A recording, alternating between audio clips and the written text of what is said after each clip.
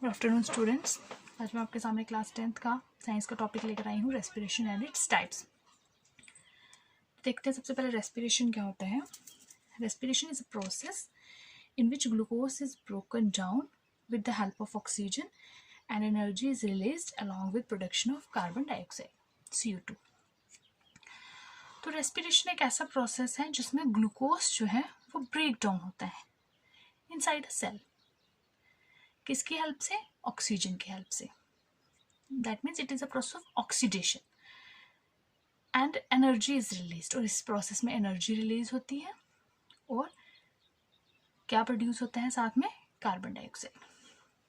अब हम देखेंगे ये ग्लूकोज कहाँ से आता है, ऑक्सीजन कहाँ से आता है, एनर्जी का क्या रोल है और कार्बन डाइऑक्साइड के साथ क्या होता है। अब देखिए कि इससे पहले रेस्पिरेशन जो है ये नेक्स्ट लाइफ प्रोसेस है हमारा। इससे पहले हम लोग न्यूट्रिशन पढ़ चुके हैं। न्यूट्रिशन में हमने डाइजेशन पढ़ा था। उसमें हमने पढ़ा था कि जो कार्बोहाइड्रेट्स हैं they ultimately break down into glucose, और आफ्टर डाइजेशन ये जो ग्लूकोज है ये एब्जॉर्ब हो जाता है सेल्स और एसिमिलेट हो जाता है, और एब्जॉर्प्शन के बाद ये जो ग्लूकोज है ये हर एक सेल तक पहुंच जाता है हमारी बॉडी में।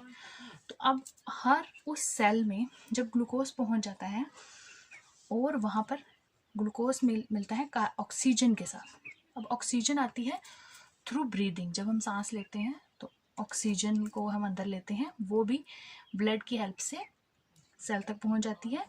और सेल के अंदर ग्लूकोज और ऑक्सीजन जब कंबाइन होते हैं, ग्लूकोज का ऑक्सीडेटिव ब्रेकडाउन होता है तो एनर्जी रिलीज होती है। ये एनर्जी जो है ये डिफरेंट फंक्शंस के काम आती है। सेल जो भी डिफरेंट फंक्शंस परफॉर्म करते हैं उनमें एनर्जी की ज़रूरत पड़ती है, और उसके साथ कार्बन डाइऑक्साइड प्रोड्यूस होती है। कार्बन डाइऑक्साइड जो है ये हर सेल से फिर कलेक्ट हो जाती है, ब्लड के थ्रू लंग्स में पहुंच जाती है, और लंग्स से फिर जब हम सांस लेते हैं तो ये हमारे नॉस्ट्रल्स के रास्ते कार्बन डाइऑक्साइड बाहर आ जाती है। तो आई होप आपको रेस्पिरेशन समझ में आया होगा। रेस्पिरेशन की टाइप्स देखनी है अब हमने, चूँकि हमारा टॉपिक था रेस्पिरेशन एंड इट्स टाइप्स। तो रेस्पिरेशन दो तरह की होती है, aerobic respiration and anaerobic respiration. Aerobic respiration is that mode of respiration, that type of respiration which takes place in presence of oxygen, जिसके लिए ऑक्सीजन की ज़रूरत होती है। For example mammals. Next is anaerobic respiration. Anaerobic respiration takes place in absence of oxygen, यानी कि इस respiration के लिए ऑक्सीजन की ज़रूरत नहीं है, ये ऑक्सीजन के बिना भी हो सकती है। Aerobic respiration is mostly seen in mammals and higher organisms like human beings, and anaerobic respiration is seen in lower organisms like yeast cell and bacteria. अब aerobic respiration कैसे होती है और anaerobic respiration कैसे होती है ये हम आगे देखते हैं। सबसे पहले हम लेंगे aerobic respiration।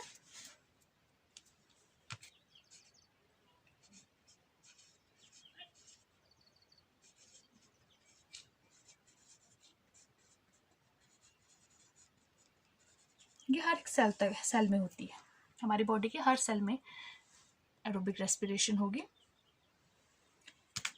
जो ग्लूकोज है, ग्लूकोज का फॉर्मूला आप सभी जानते हैं, C6H12O6।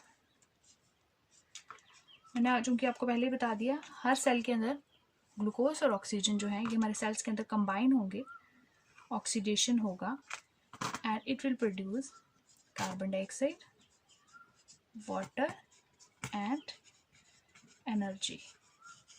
एनर्जी जो है it is release in the form of ATP। ATP is adenosine triphosphate, या फुल फॉर्म याद रखेंगे इसकी। अब ये जो एरोबिक रेस्पिरेशन है ये 2 स्टेप्स में होता है। It's a 2 step process. जो इसका फर्स्ट स्टेप है it occurs in cytoplasm and second step occurs in mitochondria of the cell.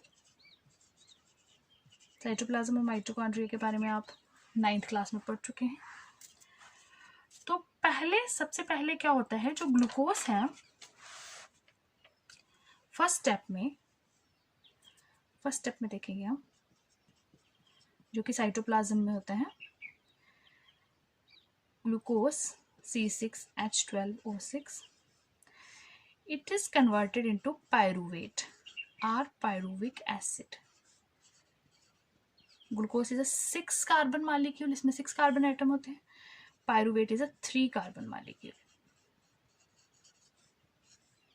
ये प्रोसेस होता है साइटोप्लाज्म।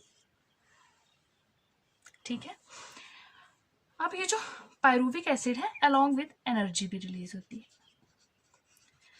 अब जो सेकेंड स्टेप में पायरुविक एसिड जो है या पायरुवेट है, जो इट इज कन्वर्टेड इनटू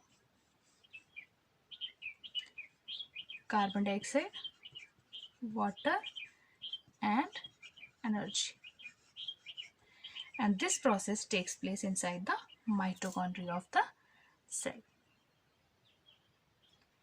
तो ये था आपका एरोबिक रेस्पिरेशन की एरोबिक रेस्पिरेशन कैसे होता है। तो एरोबिक रेस्पिरेशन एक 2 स्टेप प्रोसेस है। First step takes place inside cytoplasm of the cell and second step जो है it takes place inside the mitochondria of the cell. Overall reaction जो है एरोबिक रेस्पिरेशन की आप ये लिख सकते हैं।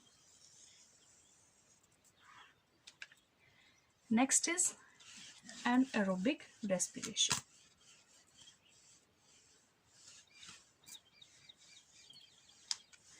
Anaerobic respiration takes place in absence of oxygen.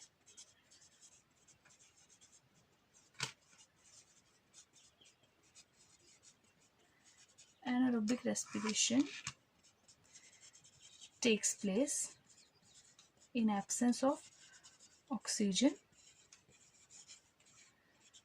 General reaction for anaerobic respiration is, generally हम इसको कैसे लिख सकते हैं, C6H12O6 यानी कि ग्लूकोज,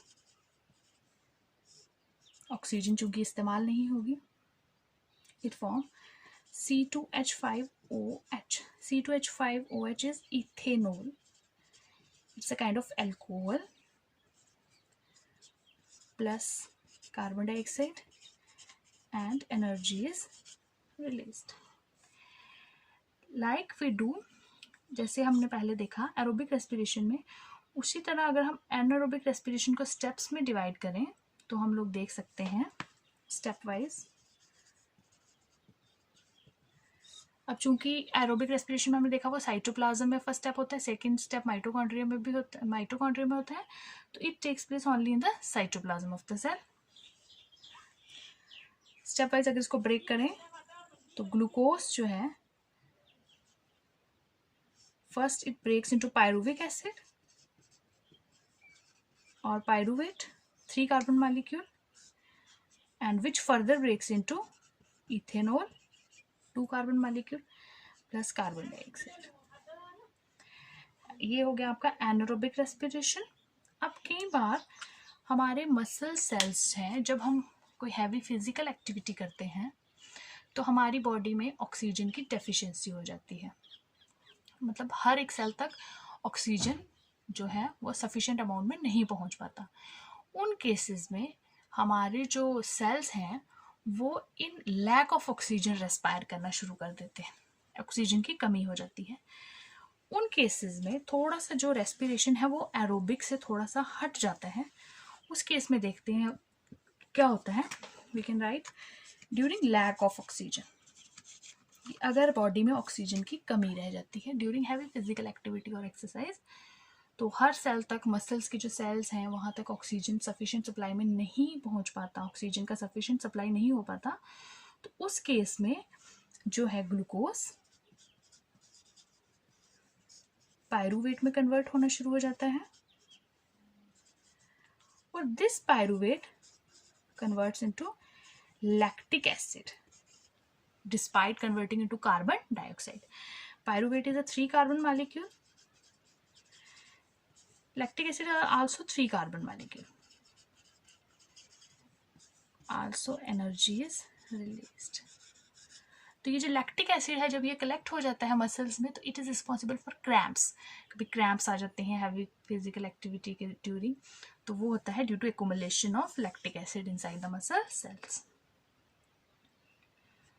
तो इसके बाद आप लोगों को करना है, इतना टॉपिक पढ़ने के बाद you all will be able to differentiate between aerobic respiration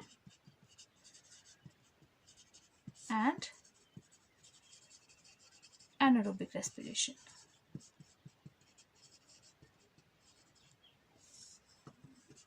Try it yourself.